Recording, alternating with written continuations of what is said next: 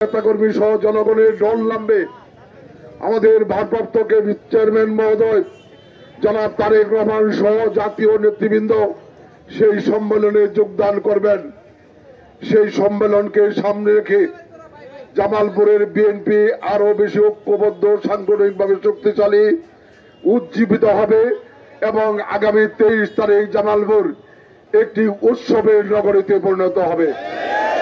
সেই সম্মেলনের মধ্য দিয়ে জামালপুরের বিএনপি আগামী দিনে আরো সঠিক, স্বচ্ছ, সাহসী পথে চলবে বলে আমরা মনে প্রাণে বিশ্বাস করি। আমরা আপনাদের সকলের সহযোগিতা কামনা করছি। যদি আবার আমরা সভাপতি সাধারণ সম্পাদক হিসেবে দায়িত্ব পাই, আমরা সকলকে নিয়ে ঐক্যবদ্ধভাবে জামালপুরের বিএনপিকে আগামী দিনে জামালপুরবাসীর কাঙ্ক্ষিত দল হিসেবে সঠিক পথে পরিচালনা করবে ইনশাআল্লাহ।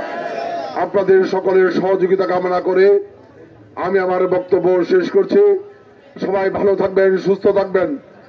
সংগ্রাম করেছে, যার নেতৃত্বের প্রতি আস্থাশীল হয়ে অবিচল বিশ্বাস রেখে আমরা আমাদের জীবনের সমস্ত কিছুকে যার জন্য উৎসর্গ করেছে আমাদের প্রিয় নেতা অ্যাডভোকেট ওয়ারেস আলী মামুনের নেতৃত্বে আগামী 23 তারিখ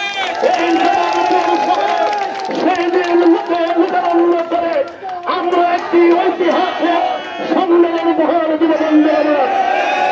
আমি জাতীয়তাবাদী যুবদলের পক্ষ থেকে বলতে চাই, আগামী 23 তারিখে সম্মেলনকে সামনে রেখে যারা জামালপুরে বিগত কয়েকদিনে বিভিন্ন ধরনের উস্কানিমূলক বক্তব্য রেখেছেন, সীমার বাইরে কথা বলেছেন, তাই আপনাদের হুঁশিয়ার করে বলতে চাই, আগামী 23 তারিখ জামালপুর শহর, এই শহর নগরী হবে অ্যাডভোকেট ওয়ারেস আলী মামুনের।